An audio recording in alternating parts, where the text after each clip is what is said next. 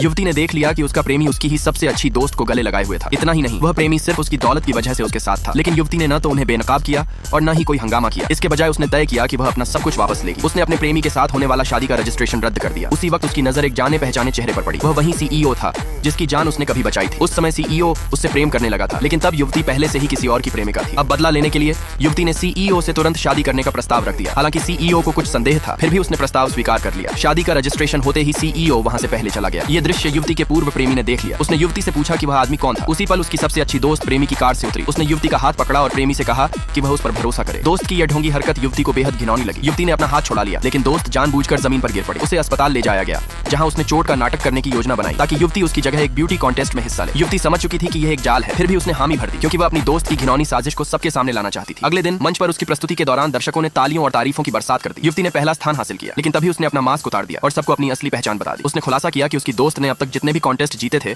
उन सभी में असल में वही हिस्सा लेती आई थी। यह सच सुनकर हर कोई हैरान रह गया। उसी समय दोस्त वहां आ गई और उसने अपने पैर पर वही निशान दिखाया जो बिल्कुल युवती जैसा था। उसने दावा किया कि युवती उसकी शोहरत चुराना चाहती है। जब सभी लोग भ्रम में थे, तभी युवती के पूर्व प्रेमी ने कहा कि दोस्त जो कह रही है वह सब सच है। उसके बयान से दोस्त की बातों को सहारा मिल गया। भीड़ ने युवती पर आरोप लगाने शुरू कर दिए। पूर्व प्रेमी ने कहा कि वह ड्रेस दोस्त की है। उसने युवती का गला पकड़ लिया और जबरन उसका ड्रेस उतारने की कोशिश करने लगा। उसी पल एक हाथ ने उसे पीछे धकेल दिया और गिरती हुई युवती को संभाल लिया। सीईओ ने गुस्से से युवती के पूर्व प्रेमी की ओर देखा और वह उसके किए की कीमत उसे बेरहमी से चुकाने के लिए तैयार था।